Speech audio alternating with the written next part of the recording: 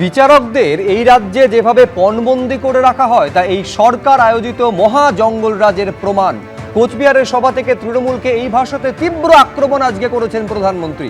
পাশাপাশি উন্নয়নের নামে কিভাবে উত্তরবঙ্গকে দিনের পর দিন বঞ্চনা করা হচ্ছে সেই অভিযোগেও আজকে সরব হয়েছে নরেন্দ্র মোদী। পাল্টা সমালোচনা তৃণমূল কংগ্রেসেরও। এই আলোচনায় আপনাদের দেখাবো যে তৃণমূল নেতারা কিভাবে শাসানি দিয়ে চলেছেন পরপর। জানিয়ে স্টুডিওয়ে উপস্থিত প্রত্যেক অতিথির কাছে আমি আসবো, কিন্তু মোথাবাড়ির প্রসঙ্গ আজকে খোদ প্রধানমন্ত্রীর মুখে এলো।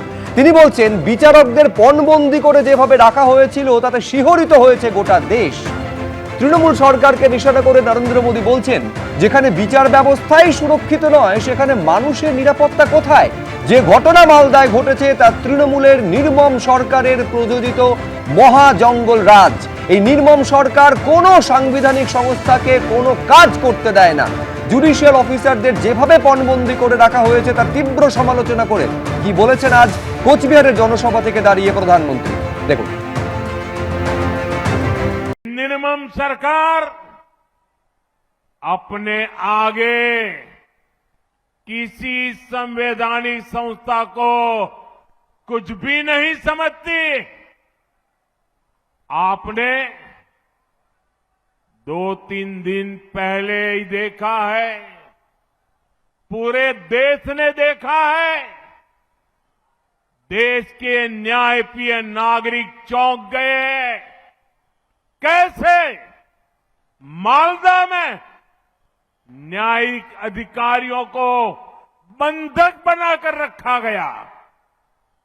सोचिए ये कैसी सरकार है, ये कैसी व्यवस्था है जहां जज और संविधान की प्रक्रिया भी सुरक्षित नहीं है, तो बंगाल की आम जनता की सुरक्षा की उम्मीद इन लोगों से कैसे की जाए? मालदा में जो हुआ वो केवल टीएमसी की उद्दंडता ही नहीं थी, ये इस निर्मम सरकार का प्रायोजित महाजंगल राज है।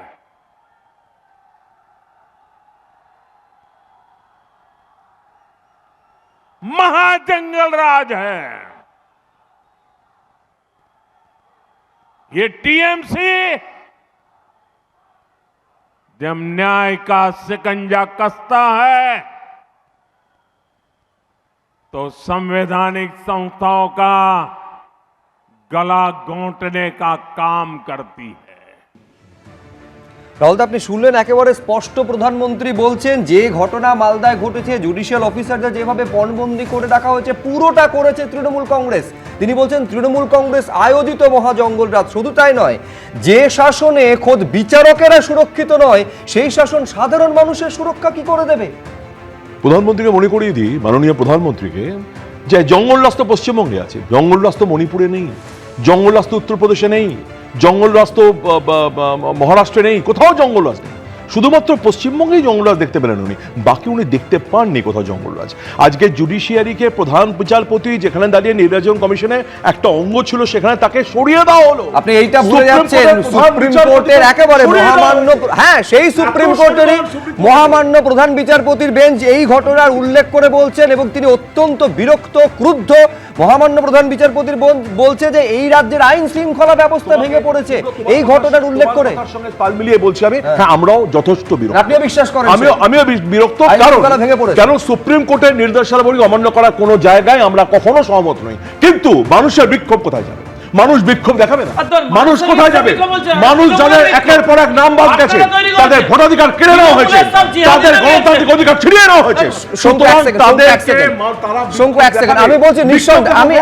আমি বলছি এইটা যদি প্রতিবাদের ধরন হয়, বিচারকদের ঘন্টার পর ঘন্টা আটকে রাখা হলো, এইটা যদি প্রতিবাদের ধরন হয়, তাদের গাড়ির ওপরে লাঠি বাঁশের বাড়ি মারা হলো, ইট ছোড়া হলো, গাছের গুড়ি ফেলে রাস্তা অবরোধ করা হলো, এই এক সেকেন্ড দাঁড়ান, এইটা যদি প্রতিবাদের ধরন হয় যে গাড়ির ভেতর থেকে বিচারককে বলতে হলো যে আমার সন্তানের কিছু যদি হয় মহামান্য হাইকোর্ট আমার সন্তানকে দেখবেন।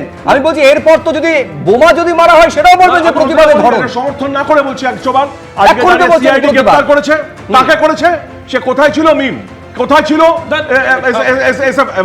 আইএসএফ কারা ছিল, কারা প্রয়োজনীয়তা জুগিয়েছে, কারা ওখানে প্রভোগ করেছে, এটাও তো তোমায় দেখতে হবে। যে সিআইডি নির্বাচন কমিশনে কিন্তু সিআইডি কে সরিয়ে দেয়নি, সিআইডি যে সুতরাং আজকে দাঁড়িয়ে রাজ্য মুখ্যমন্ত্রী তার যথেষ্ট সফলতা, এটা আজকে দাঁড়িয়ে তাকে গ্রেফতার করা হয়েছে। কি বলবে পেছন দিকে ধরে আমি নিঃসন্দেহে শঙ্কুদেব পান্ডার কাছে আসবো, কিন্তু তার আগে আমি দর্শকদেরকে দেখাতে চাইবো এইটা হচ্ছে সুপ্রিম কোর্টের 7 পাতার সেই জাজমেন্ট, যেখানে স্পষ্ট বলা হয়েছে যে এই যে ঘটনা সেদিন ঘটেছিল 1 তারিখে, সেটা ছিল calculated, well planned, deliberate act. কিসের act? To intend demoralise judicial officer, অর্থাৎ হ্যাঁ জুডিশিয়াল অফিসারদের মনোবল ভেঙে দেওয়ার একটা সচেতন প্রয়াস। আমি দর্শকদের দেখাতে চাইবো যে কতটা আতঙ্কের মধ্যে সারাটা দিন বটে, এমনকি উদ্ধার হওয়ার পরেও সেই আতঙ্ক তাদের তাড়া করে বেরিয়েছে জুডিশিয়াল অফিসারদের। দেখুন এখন car suffered accident. Please communicate it to register, sir. Our pilot is no more there. Our pilot car has suffered accident due to these hurdles. Our pilot is no more there. He has suffered accident due to the hurdles of bamboos and the hurdles and the bricks. We are traveling alone. High Court, take care of my children. Take care of my children if something happens to me. We are attacked. We are attacked by bricks. My car was attacked. All our cars were attacked with bricks and bamboos. They should not have allowed us to leave. They should not have allowed us to leave. দাঁড়িয়ে যদি যাই তাহলে আমরা সবাই মরে যাই। যেখানে bomb মেরেছিল এই ছবিগুলো রাহুল চক্রবর্তী শঙ্কু মনে হচ্ছে যে প্রতিবাদের ভাষা। দেখুন, আমি রাহুল বাবু বক্তব্য যেখানে শেষ করেছেন সেখান থেকে শুরু করতে চাই। উনি খুব গুরুত্ব সহকারে একটা কথা বলেছেন ওনার বক্তব্য শেষ করতে গিয়ে, এবং সেটা মমতা বন্দ্যোপাধ্যায় প্রকাশ্যে বলেছেন। রাহুলবাবু ছোট কেস, মমতা ব্যানার্জি কি বললেন? বললেন ধরেছে কে? সিআইডি। কখন হয়েছে না? যখন অলরেডি দিল্লিতে সুপ্রিম কোর্ট বলেছে এনআইএ ইনভেস্টিগেশন হবে, যখন বলেছেন সিবিআই ইনভেস্টিগেশন হবে। সিআইডি কি করেছে? অভিযোগ করছি যে সরাসরি সিআইডি কে কাজে লাগানো হয়েছে, বলা হয়েছে যাও যাও, আরে আমাদের মাল লোক করেছে এসব, ওকে আমরা করতে বলেছি, আরে মিম করেছে, আইএসএফ করেছে, ওকে টিমে নিয়ে চলে এসো, তোমরা তো তোমাদের হাওয়া কাস্টাডিতে দিচ্ছ, নিয়ে নাও, আগে ওর স্টেটমেন্ট নিয়ে নাও, এবার বলতে দিতে হবে। প্লিজ শঙ্কু বলুন। আপনারা বলেন একটা কথা হ্যাঁ, বলেন, বলেছো। আপনারা এবার যান, আমি থামালাম। যে ষড়যন্ত্র তাকে আমি নগ্ন করব। ষড়যন্ত্র? কি করেছেন বিজেপি আপনারা? ষড়যন্ত্র ওকে কাজে লাগিয়েছেন। আরে রাহুলদা বলতে দিতে হবে, আচ্ছা, শঙ্কু continue, শঙ্কু ভদ্রলোকের মতো আচরণ করুন। আমার বক্তব্য হচ্ছে ওকে লাগিয়েছে তৃণমূল কংগ্রেস। ওরা যেই শুনেছে যে এনআইএ তদন্ত করবে, ওকে কাস্টাডিতে নিতে পারে, সঙ্গে সঙ্গে সিআইডি কে বলেছে আগে ওকে কাস্টাডিতে নিয়ে নাও, ওর একটা স্টেটমেন্ট করিয়ে নাও, করিয়ে নিয়ে ওই স্টেটমেন্ট আগে কোর্টে ফলোয়ার করে পাঠিয়ে দাও, যাতে এনআইএ যদি তদন্তে ওকে তোলে, আর ও এখন তুলেছে, এবার ও একের পর এক নাম বলবে ওকে কোন সংস্থা এখান থেকে বলেছিল ওইসব করতে, মুসলিম ভোট কনসলিডেট করার জন্য কে ওকে নামিয়েছিল, এর পেছনে ফান্ডিং কার, প্রকাশ্যে ছবিতে দেখা যাচ্ছে রাজ্যের মুখ্যমন্ত্রীর সাথে তিনি একই মঞ্চে দাঁড়িয়ে। কিন্তু আমি বলছি শঙ্কুকে এই প্রশ্নের উত্তর দিতে হবে যে এই জুডিশিয়াল অফিসারদের নিরাপত্তার ব্যবস্থা করার যাবতীয় দায়িত্ব ছিল কমিশনের। সেই কমিশন এবং তাদের কেন্দ্রীয় বাহিনী থেকে শুরু করে পুলিশ প্রশাসনকে কেন তৎপরতার সঙ্গে দেখা গেল না? ঘন্টার পর ঘন্টা পেরিয়ে যাওয়ার পরেও কেন তাদের উদ্ধার করা গেল না? ভয় মুক্ত কেন করা গেল না? এই দায় কমিশন বা বাহিনী বা প্রশাসন, যেটা এখন নির্বাচন কমিশনের এখতিয়ারভুক্ত, সেই দায়িত্ব তারা কি এড়াতে পারে? প্রশ্নটা থাকবে। কিন্তু আমি বারবার বলছি যে প্রতিটা মুহূর্ত তাদের আতঙ্কের কেটেছে। শুধুমাত্র যে মুহূর্তে তারা ওই কালিয়াচক 2 নম্বর বিডিও অফিসে কাজ করতেন সেই সময়টা নয়, যখন উদ্ধার করা হচ্ছে তখন আতঙ্ক, যখন তারা যাচ্ছেন তখনও পর্যন্ত আতঙ্ক পিছু ছাড়েনি তাদের। আর একটা ছবি দেখুন, উদ্ধারের মুহূর্তের ছবি দেখুন। ম্যাডাম যদি ঢিল ছড়ে না তাহলে মাথাটা নামিয়ে নেবেন, এই দিকটা নিচে না, একদম নামিয়ে নেবেন। হ্যাঁ আচ্ছা, ব্যাগটা পেছনে দিয়ে দে। আমার তোর সবই একদম কাজের খুব পাশে থাকার দরকার। না, ব্যাগটা সাইডে রাখতে পারলে গার্ড হবে। আচ্ছা আচ্ছা আচ্ছা, ব্যাগ বিশ্বাস নাই তো ঢিল ছুটতে পারে। ঠিক আছে।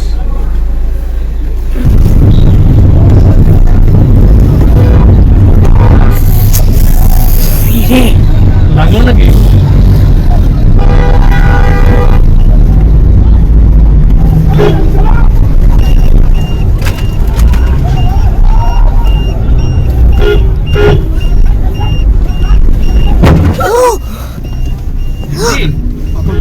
ঘুরেছে না? কিছু লেগেছে? না না না লাগেনি, বডিতে লেগেছে। এই দিকটাতেই শুনেছি। সব রেডি থাকেন, আমরা উঠে গেছি গাড়িতে উঠে গেছি।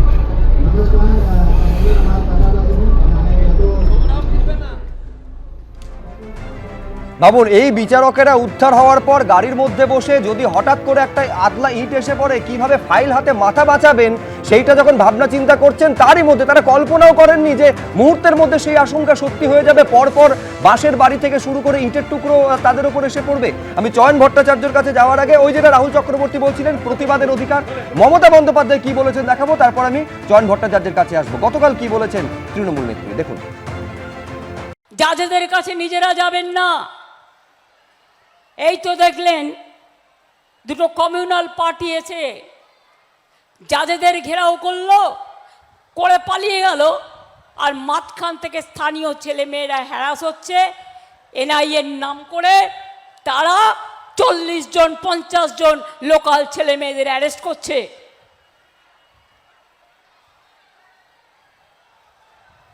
প্রতিবাদও করা যাবে না, প্রতিরোধও করা যাবে না। ইলেকশন কমিশনের সামনে কেউ ডেপুটেশনও দিতে পারবে না, সব কণ্ঠ রোধ করে দিয়েছে। কিন্তু মনে রাখবেন, মানুষের কণ্ঠ কিন্তু রোধ করা যায় না। সাংবিধানিক অধিকার হচ্ছে আপনার ভোটাধিকার। আমি চয়ন ভট্টাচার্যের কাছে আসবো। এইখানে অনেকেই প্রশ্ন তুলছেন, যখন প্রতিবাদের ভাষা বলে এইগুলোকে বর্ণনা করেন তৃণমূল নেত্রী, তখন সেই যারা গুন্ডা, যারা দুষ্কৃতী, তাদের পাশে কি দাঁড়ানোর চেষ্টা করা হয় না? চয়ন ভট্টাচার্য দেখুন, একটা খুব পরিষ্কার কথা এখানে বলে রাখি, আমাদের মালদহ জেলাতে এই মুহূর্তে 8,28,000 মানে ভোটার ওরা বিবেচনাধীন রয়েছেন, এবং মোথাবাড়ি কেন্দ্রেই রয়েছে সংখ্যাটা 88,000, আর রতুয়াতে 1,08,000। তো স্বাভাবিক কারণে এতগুলো মানুষ যদি বিচারাধীন থাকেন তাদের ক্ষোভ আসাটা স্বাভাবিক। এবং আমরা একটা প্রশ্ন তুলছি, বিচারকদের ঘেরাও করে রাখাটা দাঁড়ান দাঁড়ান, আপনি আমার কথা মুখে কথা বলাচ্ছেন, মুখে কথা বলাচ্ছেন কেন?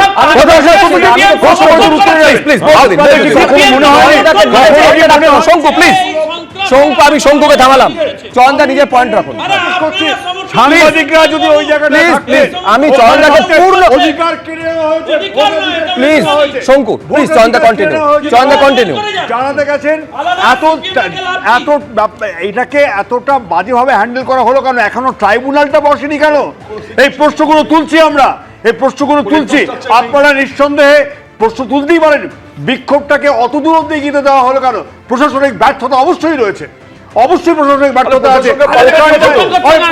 নির্বাচন কমিশনের দায়িত্ব ছিল, কি করছিলেন নির্বাচন কমিশন? কি করছিলেন নির্বাচন কমিশন? ওইখানে এতগুলো মানুষকে বিপদের সঙ্গে ঠেলে দেওয়ার দায়টা নিতে হবে নির্বাচন কমিশনকে। নির্বাচন কমিশনকে বিচারকদের নিরাপত্তা আপনারা সমর্থন করেছেন কেন? চয়নদা কন্টিনিউ। ভোটাধিকার কেড়ে নিয়ে কথা বলছেন আপনি, ভোটাধিকার কেড়ে নিয়ে কথা বলছেন।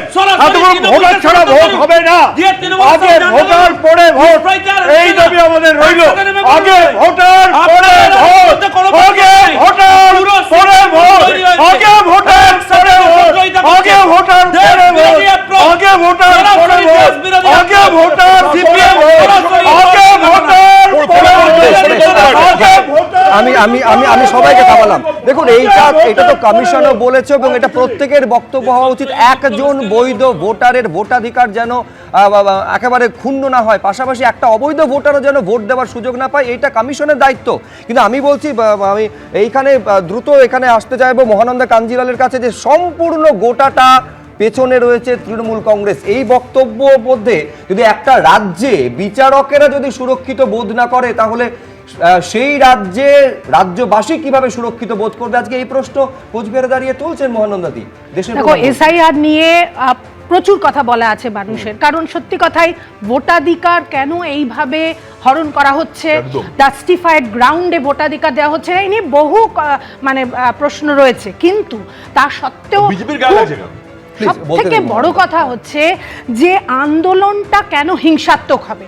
আন্দোলন, প্রতিবাদ, এগুলো গণতন্ত্রের বৈশিষ্ট্য, এগুলো হবেই, যে কোনো পার্টি আন্দোলন করতে পারে, সাংবিধানিক অধিকার। কিন্তু সেটা যদি হিংসাত্মক হয়ে যায় এবং সেটা মানুষের প্রাণ সংশয়ের জায়গায় চলে যাচ্ছে, বিচারক, শিক্ষক, ডাক্তার এদের বিরুদ্ধে যেইভাবে আন্দোলন করা হচ্ছে এবং যেভাবে তারা আক্রান্ত হচ্ছে, এটা একেবারে নিন্দনীয় ঘটনা। এবং কিভাবে একজন মহিলা, আমরা তার কণ্ঠস্বর বারবার শুনছি, সে শুধু নিজের প্রাণ ভয় পাচ্ছে এবং সে বলছে সন্তানের কথা বলছে যে হাইকোর্ট দেখবে। এই রকম পরিস্থিতি কেন তৈরি হবে? নিশ্চয়ই আন্দোলন হবে, অন্যায় হয়েছে তার জন্য আন্দোলন করতে হবে। এতগুলো মানুষের ভোটাধিকার এখনো ডিসাইডেড হয়নি, এটা গণতন্ত্রের ওপর আঘাত, কিন্তু আন্দোলন এইভাবে হিংসাত্মক হয় না। এখানে একটা সমাজতত্ত্ববিদ মাননীয় পার্থ চ্যাটার্জির একটি বইতে খুব সুন্দর একটা কথা উনি বলেছিলেন যে ওয়েস্ট বেঙ্গলের যে ভায়োলেন্স, এটার কতগুলো কারণ আছে যেটা অন্য রাজ্য থেকে আলাদা।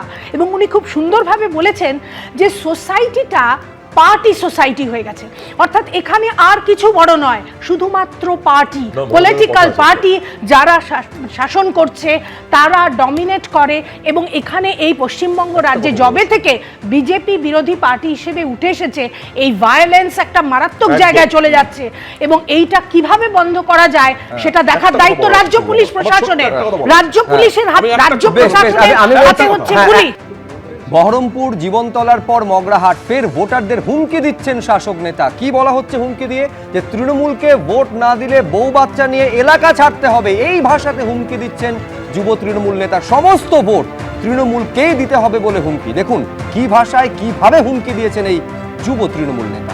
700টা ভোট এই বুথে 700টা জোড়া ফুলে দিতে হবে। যদি অন্য জায়গায় ভোট পড়ে তাহলে কিন্তু লক্ষ্মী ভান্ডার ভোটের পরে বন্ধ হয়ে যাবে। তার দায় কিন্তু বাবলু থাকবে না, এটা আপনাকে বলে গেলাম। কারণ তৃণমূলের খাবে, তৃণমূলের পড়বে, আর তৃণমূলের সাথে বেইমানি করবে। বেইমানদেরকে 21 সালে ক্ষমা করেছি, এই 26-এ আমরা আর ক্ষমা করব না।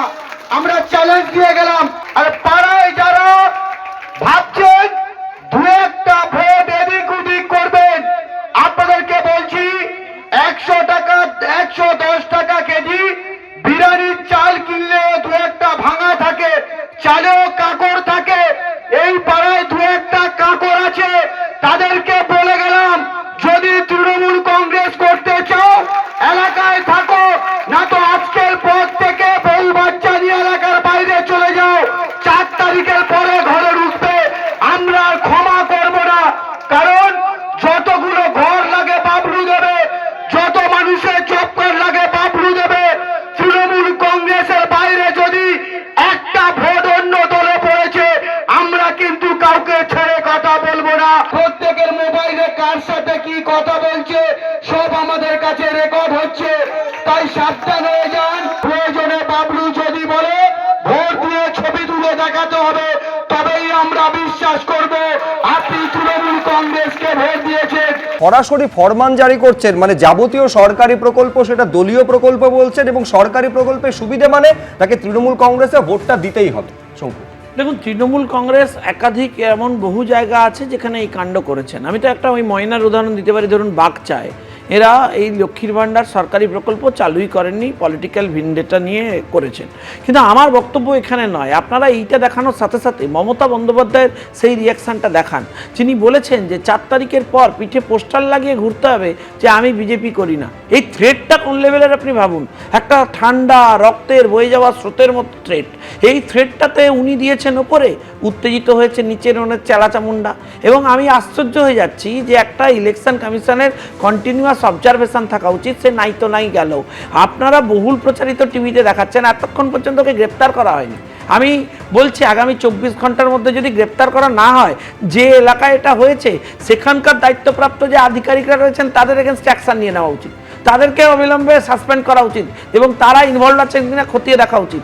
একটা নির্বাচনী ব্যবস্থায় ভয়ের পরিবেশ কাটানোই ইলেকশন কমিশনের যেখানে স্ট্যান্ডিং ইনস্ট্রাকশন রয়েছে, যেখানে বিভিন্ন আধিকারিকরা দায়িত্ব নেওয়ার পর পুলিশ আধিকারিকরা রাস্তায় নেমে মানুষকে সাহায্য করার চেষ্টা করছেন, সেখানে এই ধরনের সমানভাবে সমালোচনা তুমি তোমাদের বিজেপি প্রার্থীর ক্ষেত্রেও তো করছো, যিনি খুব সম্ভবত ডোমজুরের গতকাল একজন মাংসর দোকানের তিনি কারবারি ছিলেন, তাকে একেবারে জেহাদি বলে দোকান বন্ধ করে দিয়েছেন। দেখুন আমি আপনাকে একটা কথা বলছি যে এই ইনস্ট্রাকশনের সাথে সমানভাবে তার বিরুদ্ধে সেই প্রার্থীর বিরুদ্ধে ব্যবস্থা নেওয়ার আবেদন জানাবে তো? নো এক সেকেন্ড সেই আমি তৃণমূলকে বলবো আপনি পলিটিক্যাল কমপ্লেন করুন, আমরা তার উত্তর দেবো, কিন্তু আপনাকে মনে রাখতে হবে যে উত্তর নিতে হবে।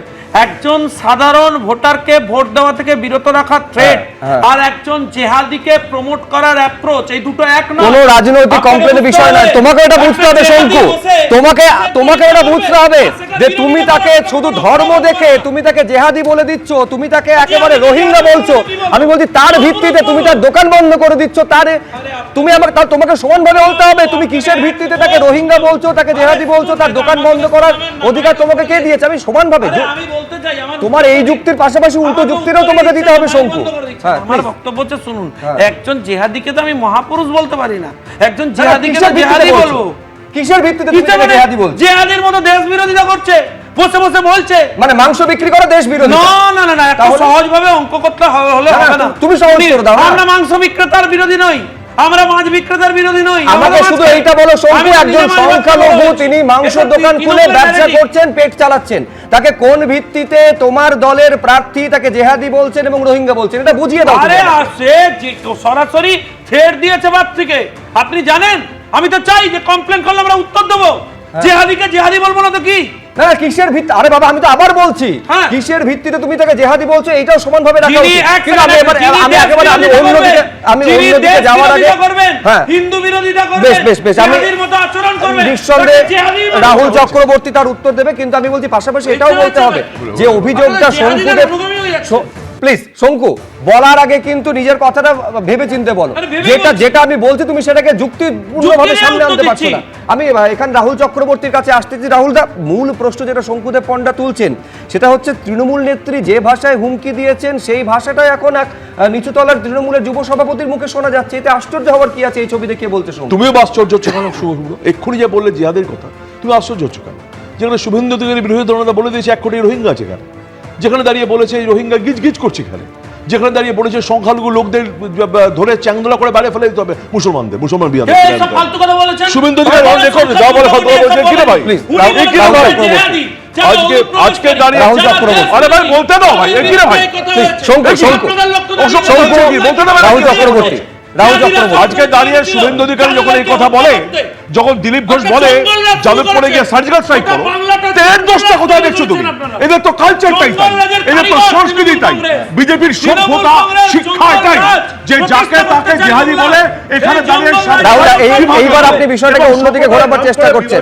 আমার প্রশ্ন হচ্ছে রাহুল চক্রবর্তীর কাছে, তৃণমূলের এই যুব সভাপতি যেভাবে বউ বাচ্চা নিয়ে এলাকা ছাড়া করার হুঁশিয়ারি দিয়েছেন, দেখুন কমিশন কি ব্যবস্থা নেবে, প্রশাসন কি ব্যবস্থা নেবে, আমাদের টানা সেদিকে নজর থাকবে, কিন্তু রাহুল দল ব্যবস্থা নেবে এই ব্যক্তির বিরুদ্ধে। 100 বার যে বলেছে তার নিজস্ব ব্যক্তিগত কথা, দল এটাকে সমর্থন করে না, অনুমোদন করে না।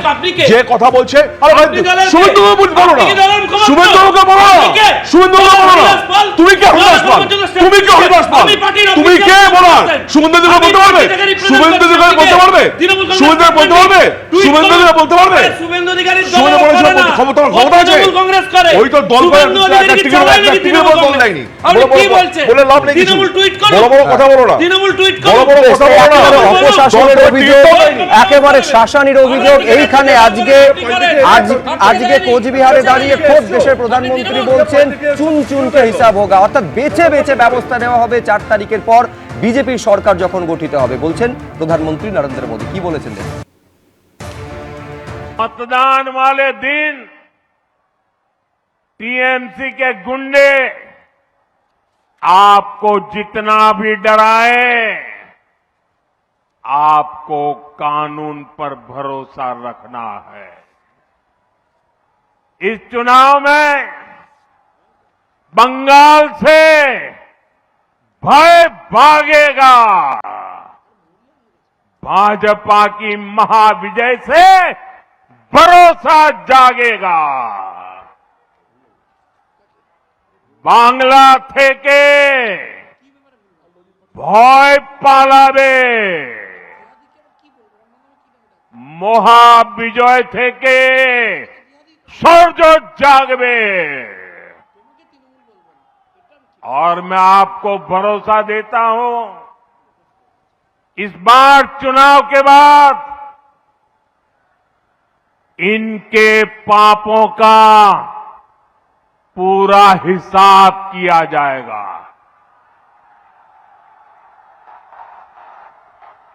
चुन चुन के हिसाब किया जाएगा।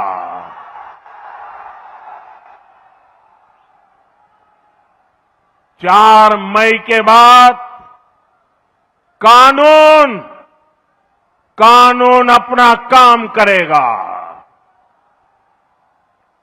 चाहे कोई बड़े से बड़ा गुंडा क्यों न हो, इस बार न्याय होकर रहेगा। চয়ন ভট্টাচার্য, এই কথাগুলোর খুব গুরুত্ব আমি দিতে পারছি না।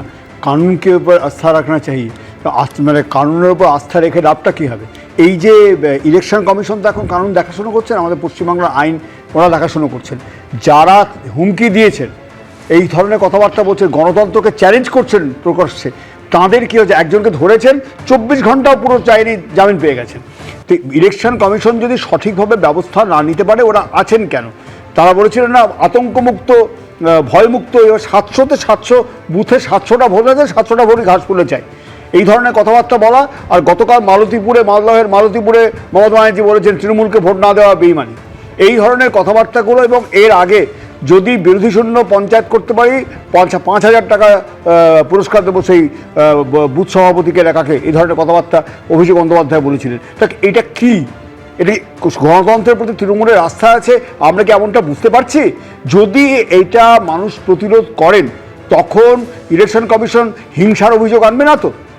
এবং এই যে রেকর্ড হচ্ছে, তৃণমূলের তরফে এই যুক্তিটা তো চয়নদা দেওয়া হয় যে এখানে প্রধানমন্ত্রী হোক, দেশের স্বরাষ্ট্রমন্ত্রী হোক বা আপনারা এখানে যে একের পর এক রাজনৈতিক কর্মসূচি করছেন, এটা তো প্রমাণ করে যে এই রাজ্যে গণতান্ত্রিক পরিবেশ রয়েছে, এই গণতন্ত্র আছে। এবং সেটা তো এই ভদ্রলোকই বলে দিচ্ছে যে আমরা সবার ততক্ষণ অবধি আছে যতক্ষণ অবধি ওদের স্বার্থে ঘানা পড়ছে, কার সঙ্গে কি কথা হচ্ছে ওরা মোবাইলে রেকর্ড রাখছেন। এবং প্রতিটা ক্ষেত্রে ছবি দিয়ে প্রমাণ করতে হবে তৃণমূলকে ভোট দিয়েছি, নইলে আমরা বিশ্বাস করব না।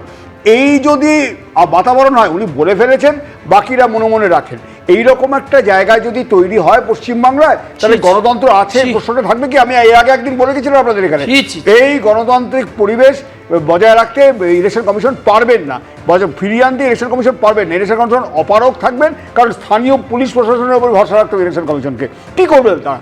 এইভাবে এই যারা হুমকি দিচ্ছেন, থ্রেট কালচার, এই থ্রেট কালচার আর্জি করার সময় থাকে না, বহু আগে থেকে আছে। এই বহু আগে থেকে 11 সালের পর থেকে 2016 সালের পরে স্পষ্টভাবে যখন দেখা শুরু হয়েছে, আমরা সামাজিকভাবে প্রতিরোধ করার চেষ্টা করেছিলাম, কিন্তু পুলিশ প্রশাসনকে নিয়ে তৃণমূল সেটা পরিষ্কারভাবে সমাজের উপর চাপিয়ে দিয়েছে। বেশ বেশ, আমি এখানে মহানন্দা কাঞ্জিলালের কাছে আসবো, কিন্তু আজকে আপনাদের দেখাতে চাইবো যে কোচবিহারে একটা তুল্যমূল্য একটা হিসেব সামনে এনেছেন প্রধানমন্ত্রী নরেন্দ্র মোদী, যেখানে তৃণমূলের সঙ্গে ভয়কে সমর্থক করেছেন এবং ভরসার আরেক নাম বিজেপি এইভাবে তিনি রেখেছেন। এবারের বিধানসভা নির্বাচনে ভয় পরাজিত হবে, ভরসা জিতবে, এইটা বলতে গিয়ে প্রধানমন্ত্রী কি বলেছেন দেখুন। इस बार बंगाल में एक और टीएमसी का भय है और इसका मुकाबला करने के लिए आपके पास भाजपा का भरोसा है। एक और टीएमसी के कटमनी और करप्शन का भय है, दूसरी ओर विकास को तेज रफ्तार देने वाली भाजपा का भरोसा है। एक और घुसपैठ कराकर विदेशियों को यहां बसाने का भय है, दूसरी ओर घुसपैठ रोककर सारे घुसपैठियों को बंगाल से बाहर करने का भाजपा का भरोसा है। एक और बदलती डेमोग्राफी से अपनी ही जमीन पर आजादी छीनने का भय है, दूसरी ओर अपनी माटी पर गर्व के साथ सिर उठाकर जीने का अटल भरोसा देने वाली भाजपा है। एक और सिंडिकेट राज में अपनी संपत्ति लूटने का भय है। दूसरी ओर सिर पर पक्का घर और जमीन के मालिकाना हक का भरोसा है। एक और संदेश खाली जैसी बहनों की चीखें और बेटियों पर होता निर्मम अत्याचार है। दूसरी ओर नारी शक्ति को सुरक्षा, सम्मान और सशक्तिकरण की मोदी की गारंटी है। মহানন্দা কাঞ্জিলাল। দেখো প্রথমে একটা কথা বলি, একটু আগে যে হুমকির কথা বলা হচ্ছিল, বাংলার এই যে সন্ত্রাস সংস্কৃতি এটা বহুদিনের, এটা নতুন জিনিস নয়, এবং আমরা আশা করেছিলাম যে এই সংস্কৃতিটা একটু বদলাবে, কিন্তু বদলাচ্ছে না। এটা সব থেকে দুর্ভাগ্যজনক। একটা কথা বলবো, আমাদের এখানকার যে ভায়োলেন্সটা হয় না, এটাকে বিভিন্ন গবেষণাপত্রে এই নিয়ে বহু আলোচনা হয়, সেগুলো পড়ে জানতে পারি এটাকে একটা স্ট্রাকচারাল ভায়োলেন্স বলা হচ্ছে। স্ট্রাকচারাল ভায়োলেন্স কথাটার মানে হচ্ছে যে এই ভায়োলেন্সটা শুধুমাত্র ইলেকশনের দিন হয় তা নয়, এটা চলতেই থাকে আগে পরে বিভিন্ন সময়। এবং আমরা তো দেখতে পাচ্ছি পার্টি অফিস ভেঙে দেওয়া, নানা রকমভাবে হুমকি দেওয়া। একটা খুব মানে রিমার্কেবল কথা এই ভদ্রলোক বলেছেন, যিনি একটু আগে বলছিলেন, দাতা গ্রহীতার সম্পর্ক হয়ে যাচ্ছে ভোট দাতা এবং যারা ভোট নিচ্ছেন। অর্থাৎ তুমি এই প্রকল্পগুলো পাচ্ছ, কাজেই তুমি আমায় ভোট দেবে। এটা তো মোটেই ঠিক কথা নয়। কাজে যে কোনো জনমুখী প্রকল্প যেগুলো রাজ্য সরকার চালায় সেগুলো খুবই ভালো প্রকল্প এবং জনকল্যাণ রাজ্যে সেটা প্রয়োজন, ওয়েলফেয়ার স্টেটে। কিন্তু তুমি আমাকে দাতা গ্রহীতার সম্পর্কে যদি এনে দাও, সেটা তো একটা খুব ডিফেক্টিভ সিস্টেম, তাই না? কাজে এটা কোনো মতেই কাম্য নয় যে ভোট দিতে হবে কারণ আমি তোমাকে এই প্রকল্পগুলো দিচ্ছি, এটা একেবারেই গ্রহণযোগ্য নয়। দ্বিতীয় যে কথাটা বলবো, ইলেকশন কমিশনের কিন্তু একটা মডেল কোড অফ কন্ডাক্ট আছে, 1971-এ 5th জেনারেল ইলেকশনের সময় তৈরি করা হয়। সেখানে পরিষ্কার লেখা রয়েছে যে যে কোনো আনফেয়ার প্র্যাকটিসের জন্য ইলেকশন কমিশন অ্যাকশন নিতে পারে। কোথায়? ইলেকশন কমিশনের কিন্তু সেরকম কোনো রকমের অ্যাকশন আমরা দেখতে পাচ্ছি না।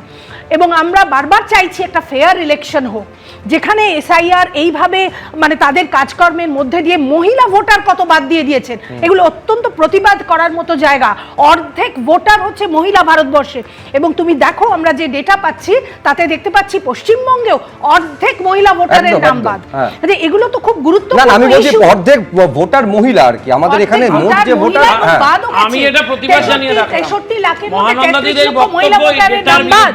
এগুলো রাখলাম পরে বলো প্লিজ। তো এইগুলো তো আসল ইস্যু, এগুলো নিয়ে তো কথা বলতে হবে, আন্দোলনেরও প্রয়োজন আছে। কিন্তু এই পলিটিক্স অফ ফিয়ার এইটা কেন তৈরি করা হচ্ছে? এই হুমকি কেন দিতে হবে? আর যদি রাজ্য সরকার এত উন্নয়নের কাজ করেছেন, হুমকির কি প্রয়োজন? মানুষ সেই উন্নয়ন দেখে এমনিই ভোট দেবে। কিন্তু এই হুমকি, পার্টি অফিস ভাঙা, এইগুলো ভায়োলেন্স, এবং এই ভায়োলেন্স সমাজের ক্ষতি করছে, কোনোভাবেই মেনে নেওয়া যায় না, কোনো পার্টির জন্য নয়।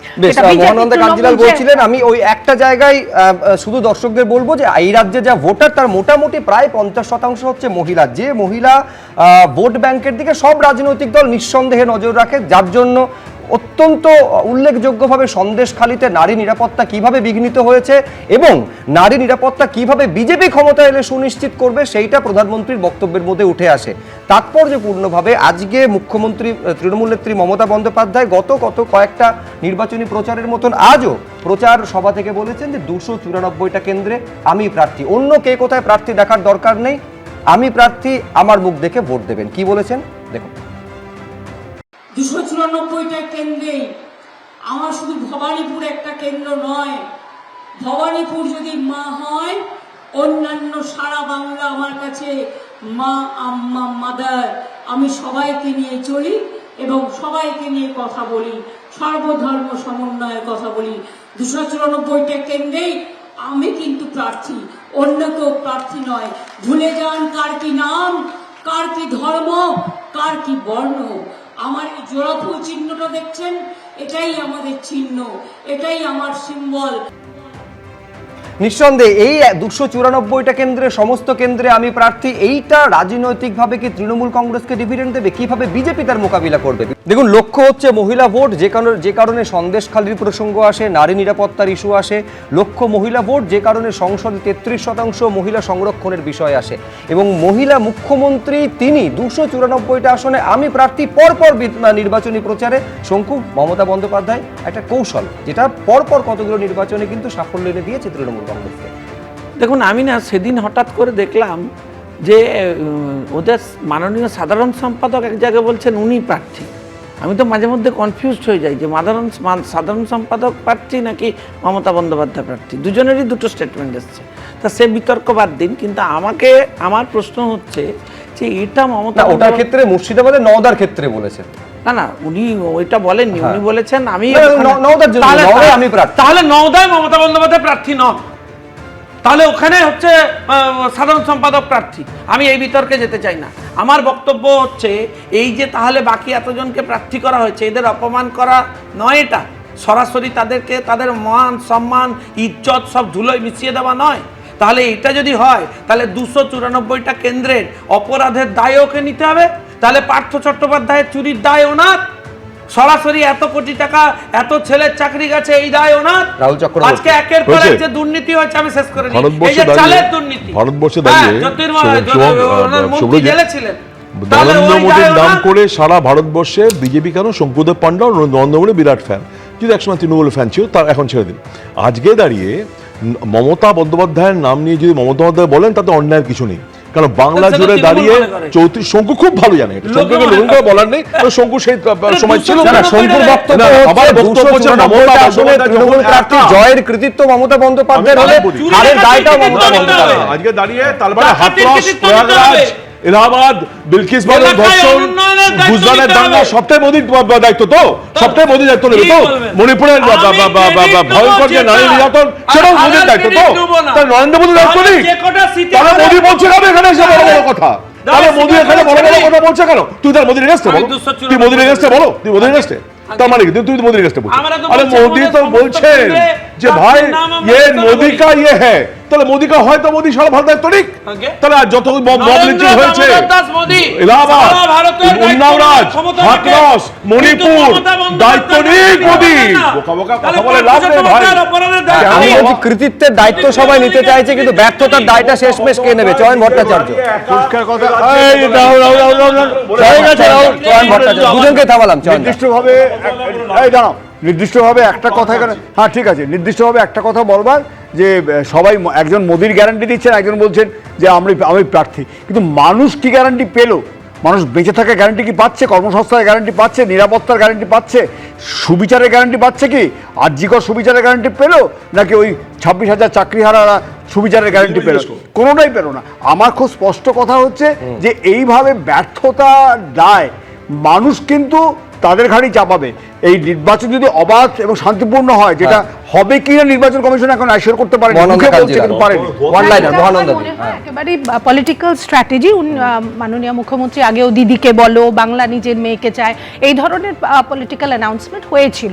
এটা নিয়ে আমার বক্তব্য নেই, কিন্তু চিন্তার ব্যাপার হচ্ছে যে 33% মহিলা সংরক্ষণের কথা বলা হচ্ছে। এটা যদি হয় এটা সাধুবাদ জানাচ্ছি, কিন্তু এটাও চিন্তার বিষয় যে এসআইআর এ মহিলাদের নাম বাদ যাচ্ছে।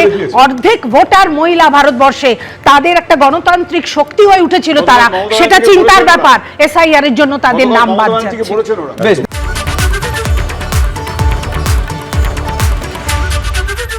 এবিপি আনন্দ, এগিয়ে থাকে, এগিয়ে রাখে।